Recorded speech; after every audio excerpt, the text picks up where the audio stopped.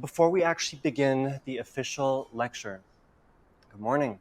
I want us to start this habit with morning meditation. From a neuroscience point of view, part of what we study is when we do certain actions, how does that affect us on a biological level? How does our brain chemistry change? How do the neurons communicate with one another? And as it turns out, practicing mindfulness is one of the healthiest things in terms of our brain longevity, in terms of biology longevity. So what we're going to do for, I want to say no more than 1.5 to 2 minutes. I want us all to close our eyes, not touch our cell phones. We're going to do something called boxed breathing, which is when we breathe in for 6 seconds, we hold for 6 seconds, we exhale for 6 seconds, and then we hold again for 6 seconds. I'm going to guide you guys through all of it, so don't worry if you mess up. Don't worry if I mess up. All it is just a breathing exercise, okay? I want you guys to try to get into the habit of doing this on your own. Good morning, Paul. Everyone, this is Paul. Say hello, Paul. Okay, so let's begin by doing a quick recap of last class. I want to begin. Let's start from over here, and I just wanted to say one thing that you regained from last class. Go ahead, Paul. I realized, well, I already knew this, but I'm a massive pessimist, and the world sucks. It's all been done. There you go. It is. Chance of hive mind. So. As you said, you are a super pessimist. You have no hope for humanity's future. We're all gonna die, so live it up in the moment, right? But in class, let's say if we start from the very beginning, we talked about civilization. What was your biggest takeaway from that? Well, I said there was no chance of a hive mind. Oh, there's no chance of a hive mind. Okay, got it. All right. Next up, Mr. Cobain. I mean, honestly, I just all my classes seem like they're meshing together. But from what I do remember from the last class was I like how you can kind of break it down on its components and how much having it organized like that made me very hopeful when you have it in a very logical sense like that. Makes it to where it's almost like math. You know, you can just, if this is the issues, this are the inputs, these are the outputs. Well done. Yeah, it's an organism at the end of the day. If I have an issue with swelling, right? If there's an issue wrong with swelling, I don't need psych meds. I need something for the issue that's going on. When you can understand the playing field better, you could figure out, hey, knowing what I know, maybe what I can contribute as a human being, I'll best be for this aspect of civilization rather than what I'm being told this is the right way of doing it. Well done. Next. Right. I think that's super valid between the artificiality, what is pushed for whatever reason versus what actual nature really is. That was my first profound moment in that video is you have a whole bunch of cells that don't breathe, that have to act in a certain way together to create a being that breathes and also has this awareness that goes, wow, I exist a part of everything.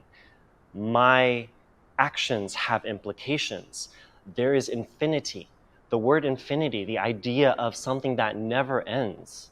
I think it's beautiful that we're beings that can actually understand that concept to the best of our fantastic point. Thank you, Martha. Next. And it's more or less an overall idea that was being brought up, and it's something that in some of the other classes we've been talking about is that, you know, as society grows, you can quantify it certain ways, but then you also realize the certain problems of the calculus of how society grows. Right. Like in one of the other classes that we talked about, we don't really have a housing problem. We have a housing shortage for certain types of people. Like Kim said,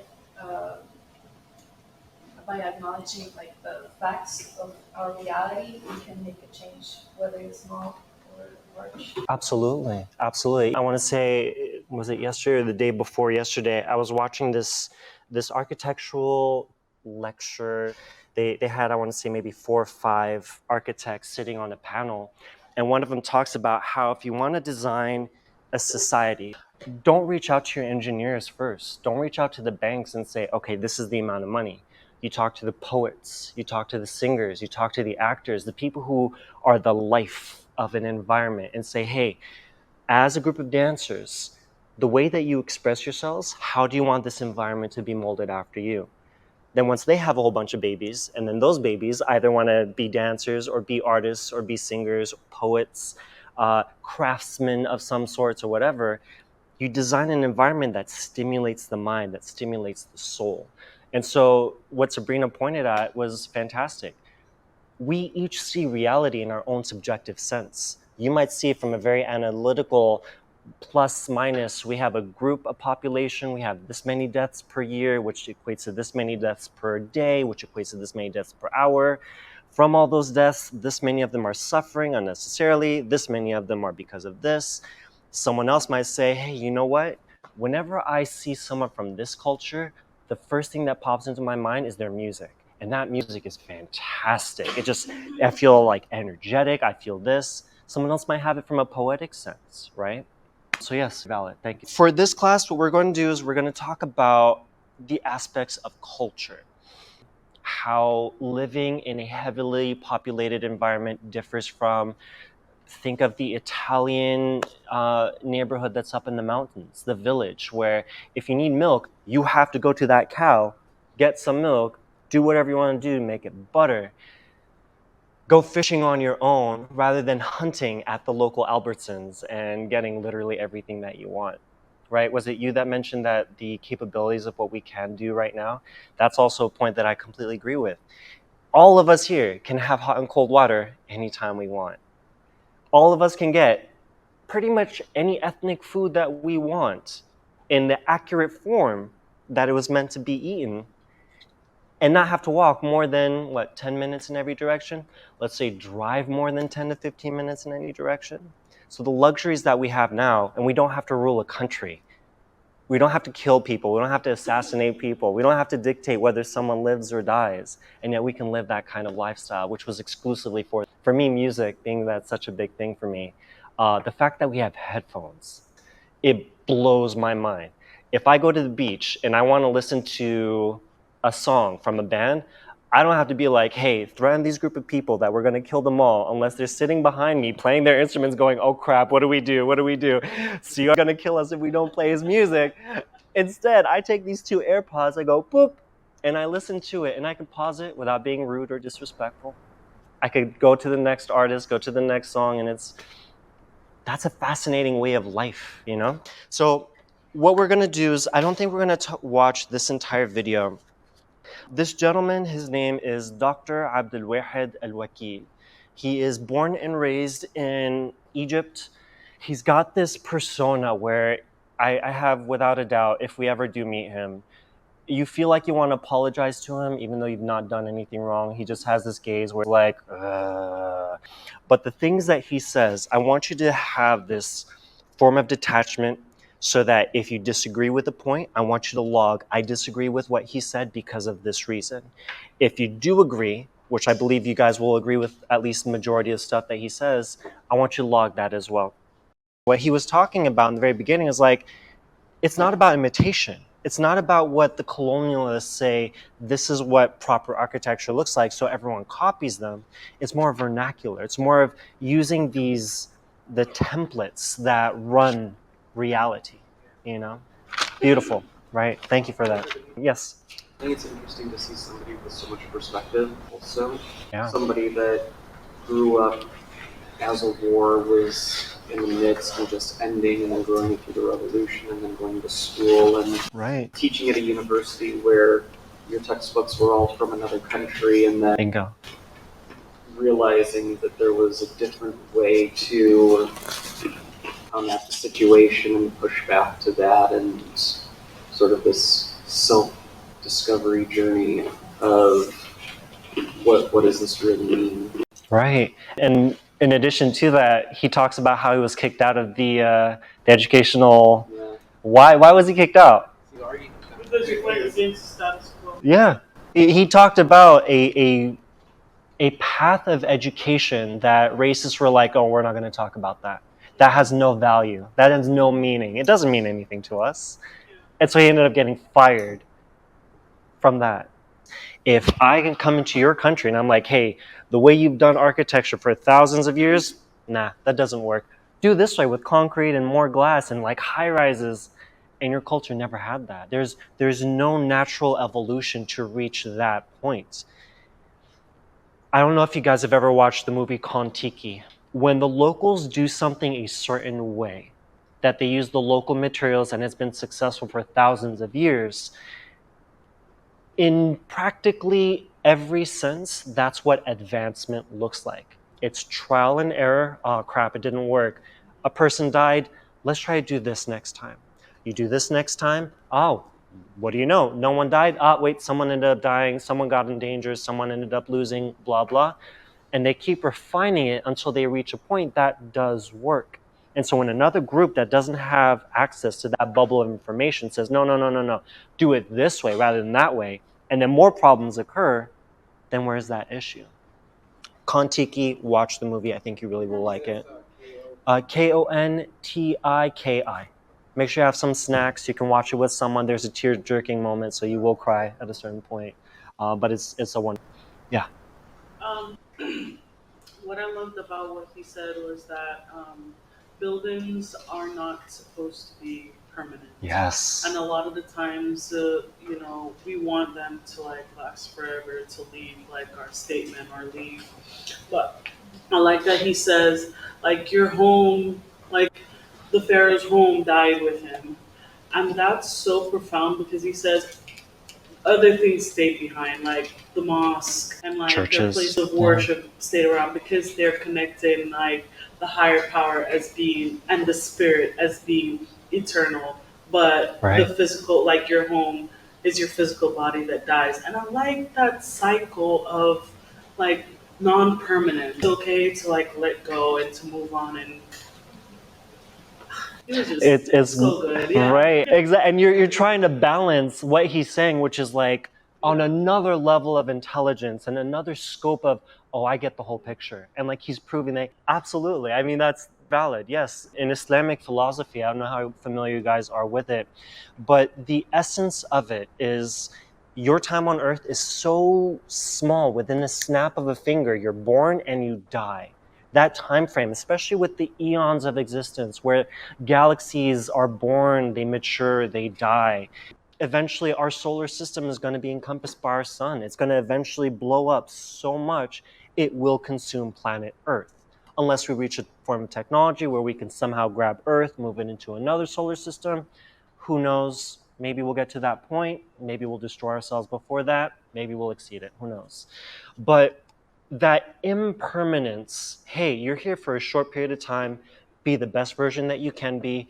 Know that there is the idea of fleeting existence is what you're a part of. So have your houses match that so you can maximize, okay, I know I'm going to die soon, so I'm going to make the best of what I got while I have it. However, when it comes to a place of worship, where whether you're Christian and you go to a mosque, whether you're Muslim and you go to a mosque, whether you're atheist and you go to a mosque, there's this emotion of awe that the structures are meant to instill in you, regardless of your background, right? And I think that's also a very beautiful point. Thank you, Shanice. But this is also a very valid point. Our idea of the future is different than what 100 years ago, what their idea of the future was. If you find those black and white videos of children being asked, what do you think the future is going to look like? Oh, we're going to have flying cars. Oh, we're going to be able to do this. Oh, we could teleport from here to there. Oh, aliens and us, we're going to be like brothers and sisters. And then you see 100 years later, our architecture is exactly the same. Our class structures are exactly the same. Rather than using more horses, we have more cars. And even the cars' progressions are super slow. I did a case study for a little piece that I've written. I think it was Bali, using bamboo architecture. And their scale model that they created, the guy took it, which is equivalent to like a 12.0 earthquake, and starts whacking and goes, look at how stable this is. And this is bamboo, the material that degrades super quickly unless you treat it properly, the ones that you have to remove sections at a time and rebuild it using local craftsmen, local knowledge, and maximizing on that to its fullest extent. That's safety right there. You don't need concrete. I'm going to move on and link this back to our urban studies. In one of the EOC cards, I absolutely love this, and this also relates to everything that we were just talking about. How might the human body and its specific configuration adapt to the third type of civilization? Will we recognize ourselves? As the environment changes, we change as well. We change the environment changes us. We in turn get changed, so we update the environment then affects us. So in the third wave, or in this one, I think with the type 3 civilization, once we've maximized all of the energy within our galaxy, how will we change as people? We're already changing with our cell phones, right? How many of us go into the restroom and not think once that we brought our cell phone in with us, right? If you're taking a shower and you're playing music on your cell phone's still in the restroom with you. When you wake up and the first thing that you do is you grab your phone like, okay, who did I get text messages? Let me write that on my to-do list. We're changing as a species. At what point do we say that we're no longer Homo sapiens sapiens anymore, right? But the more information we have at our fingertips, the lazier we are, the less likely we are to access it. And it's kind of a weird thing that we have. It's a weird reaction that is part of the human experience. It's a what? It's a first world problem, maybe. Yeah.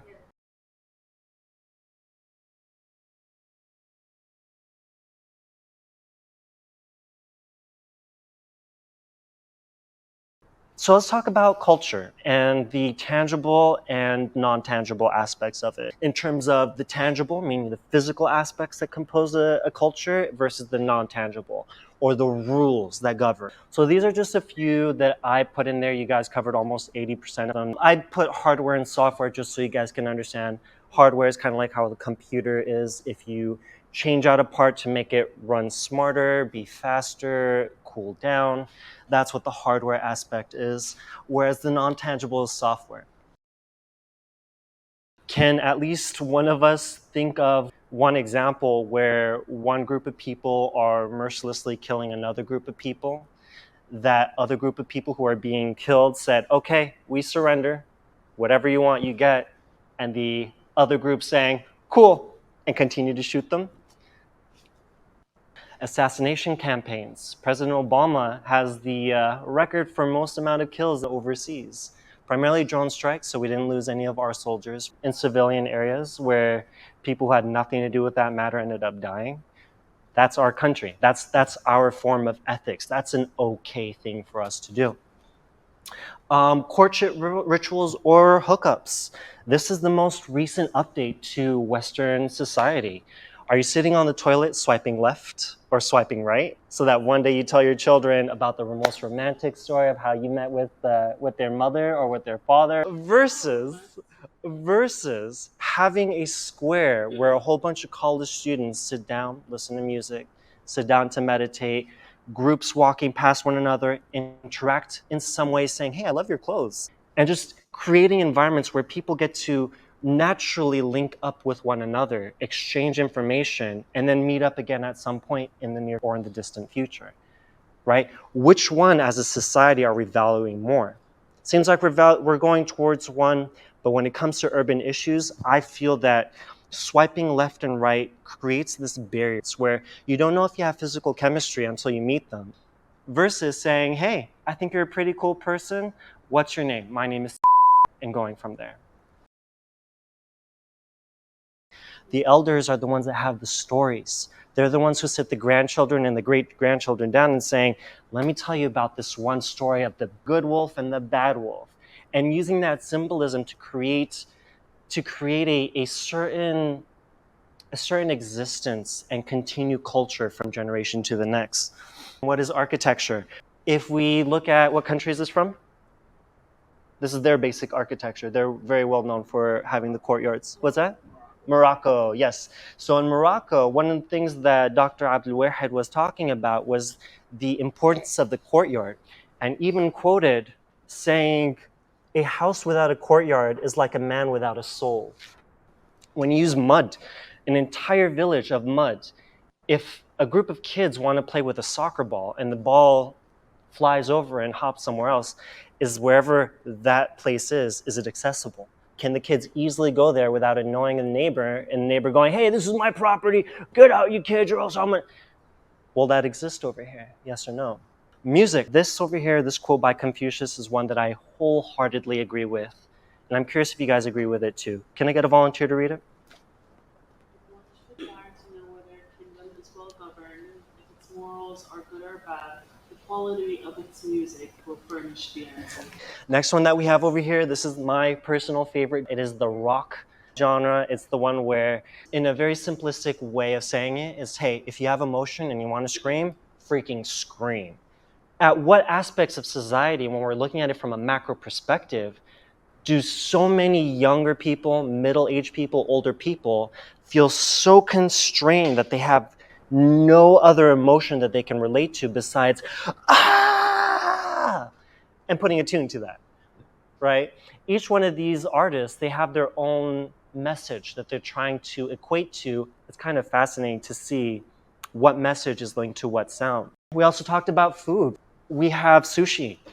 Does anyone here know how sushi became sushi? Like, how did a group of people say, hey, you see those plants that are in the ocean? Let's do a whole bunch of stuff to it. Let's flatten it out. Let's dry it out. Let's make rice in this exact way. And then let's get those fish, but don't cook them. You know how we're supposed to cook everything? Let's not cook it. If you guys go on YouTube and see the life cycle of how sushi was created, it is absolutely fascinating. On the top right, I have Lebanese food, the holistic Mediterranean food that's considered the #1 diet on planet Earth. It's holistic in that you have your grains, you have your vegetables, you have cherries, fruits, all organic. Lebanese food is known to be amazing for many reasons. When someone said, hey, let's integrate escargot, let's integrate snails into our diet, that very first person who was so brave to say, yeah, I'll put that in my mouth, and then have that become a delicacy, it's like, that's cool, you know, and that's their own language. Does anyone know what the middle, bottom middle is? Nope. Cambodian. High five, man. So this is called fish amok. How about this? What is it? It's Icelandic. Yes. What is it? No, so it is, it's called hakarl. Hakarl. All right, so let's talk about our word of the day, plasticity. You guys have heard the myth that once you reach a certain age, you can't learn much. You can't teach an old dog new tricks. Even though a dog is a completely different being than a human being, our capabilities are completely different than a dog. And I would love to think that our intelligence is also more than the intelligence of a dog. That brings back into language. I'll talk about that in a second. When it comes to what our brains can absorb and how it changes and recreate connections, we have neuroplasticity until the day that we die, regardless of what planet Earth's death rate is for both men, women, or whatever. Crazy stuff. So as a 90-year-old man or a 90-year-old woman, you want to learn something, your brain still has that capability.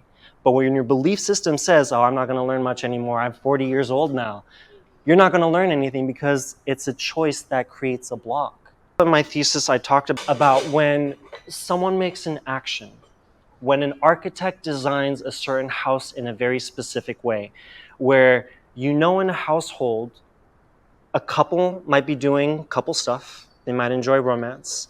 If it's a single family home with a couple children that are going to be there, these are the walls that the children are going to be looking at while they're playing. If you choose to add a courtyard or not, do you have a central place for the whole family to be able to sit down? What about the dining room? Is it a secondary, tertiary thought that you're going to put it in the corner right over there? Or are you going to have the eating habits be the center focus of the entire home? Even if you're doing construction management, you're a part of making that a reality. So your actions do matter.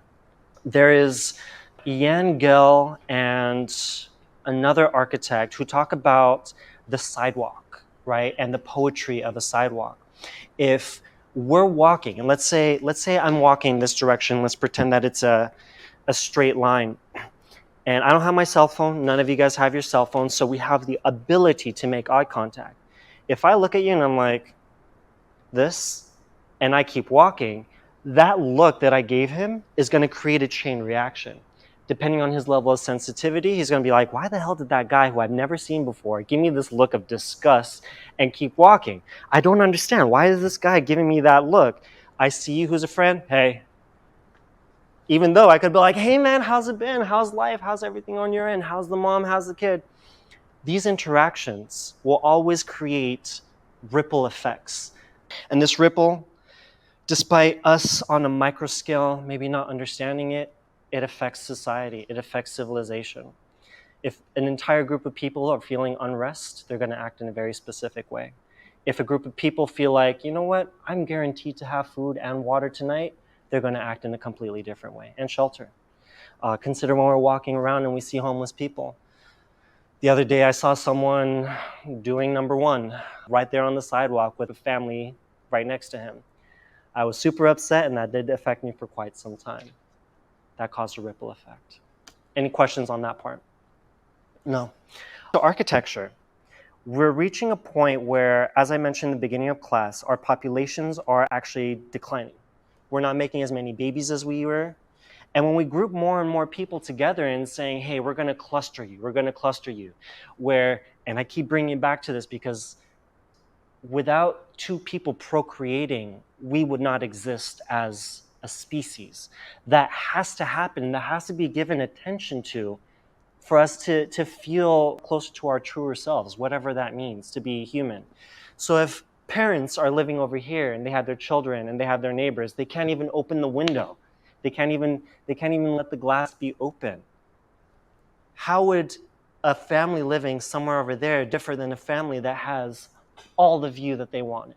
All the ability to hang out, they can lounge over here, they can walk 30 feet and lounge over there.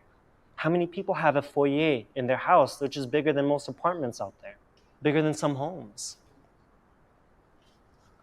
Point is, we're products of our environment and things affect us. Now, when we talk about being products of our environment, was it, Victor, was it you that mentioned language, or was it you, Paul? So Paul ended up mentioning language. This is one thing I want you guys to think about, how we refer to one another. Now, you guys saw how, from a physical standpoint, how I was, when I talked about the difference between a human being and a dog. What happens when human beings are calling other human beings the word bitch, right? That creates a certain level of, at least from my perspective, of importance. But you're still referring to a human being as an animal, an animal that, as I mentioned earlier, is not as intelligent as we are. How does that affect us on an interpersonal perspective? Rather than saying bitch, if we say queen, how will younger girls react being called a queen rather than a bitch? There's also more, so I ended up jumping to the heart of it, but more superficially, our accents, how we say certain words. I could see diversity right over here, and I absolutely love it. I used to have a stutter when I was younger, and I had the craziest accent. Over a lot of practice, watching many movies and trying to copy them, I now have more of an American accent, more of a, Californian accent. I used to say the word hella more often than not. Now I rarely, if ever, use it because in San Diego we don't say the word hella. But accents are us being products of our environment. Health.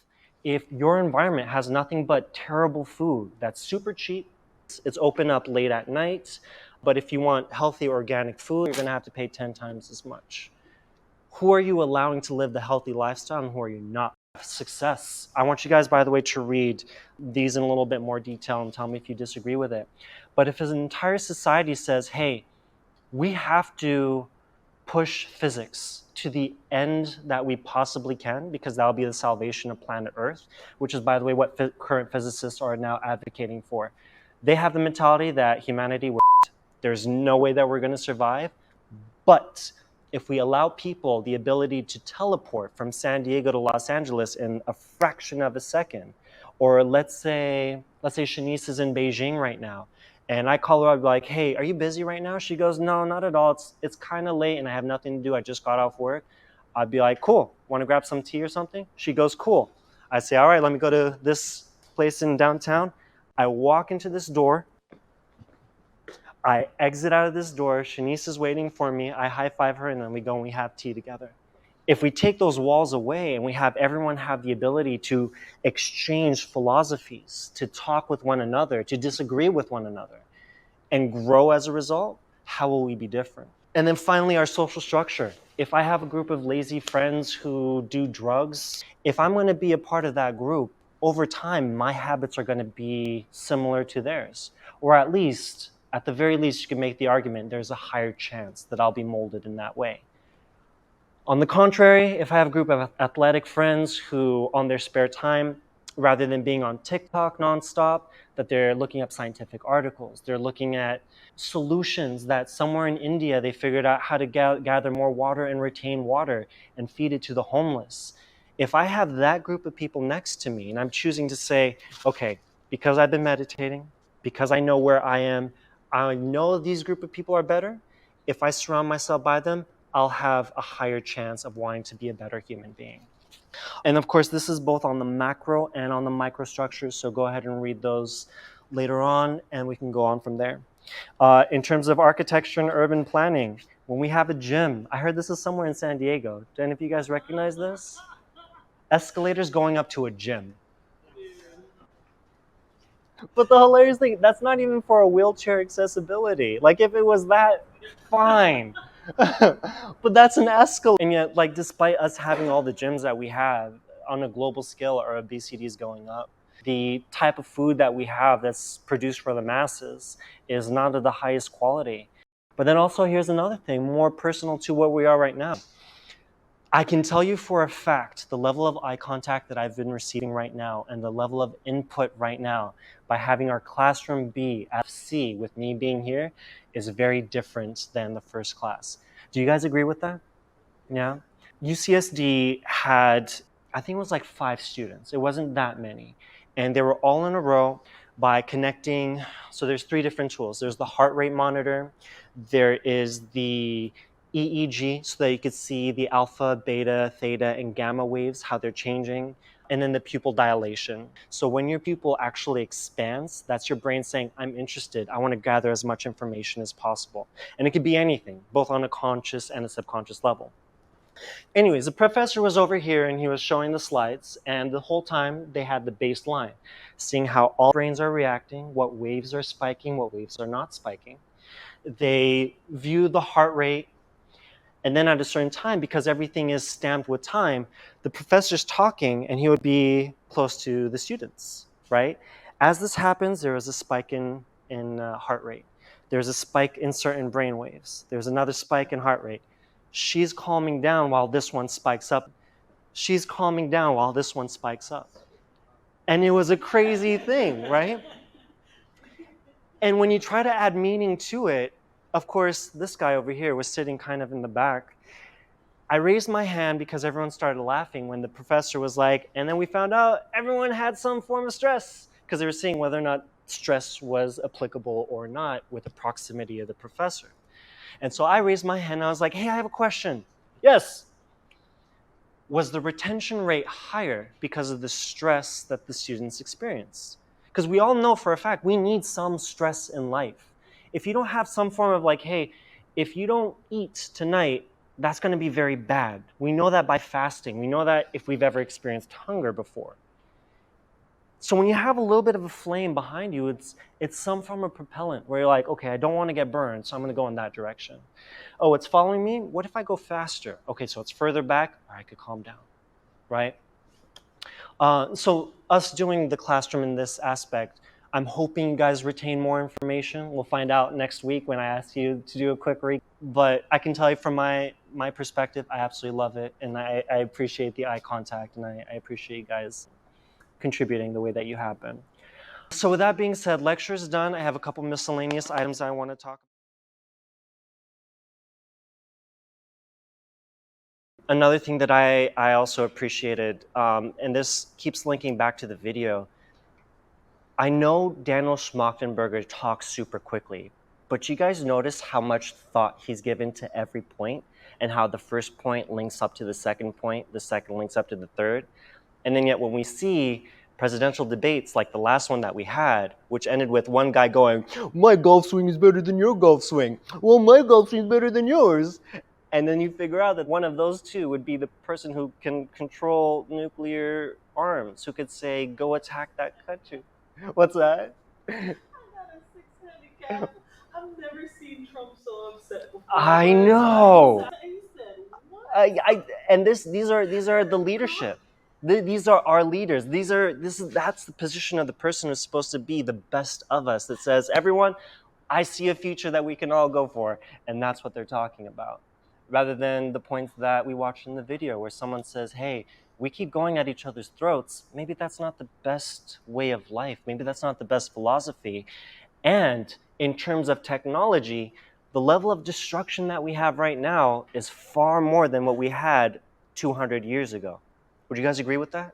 Right? So between throwing a rock and artificial intelligence, where I could literally control all the information that you do or do not see, like that's immense power at a mentality that's so far, it's so barbaric in terms of it's, for me to win, you have to lose. Does that make sense? We're going to talk about that in a little bit more detail. There's a book that I'm going to recommend, but also only in audible form, because I did purchase the book after reading one page 6 times. I was like, screw that. And then the audible was only 3 times and I was able to understand it. But we'll go over that in just a little bit.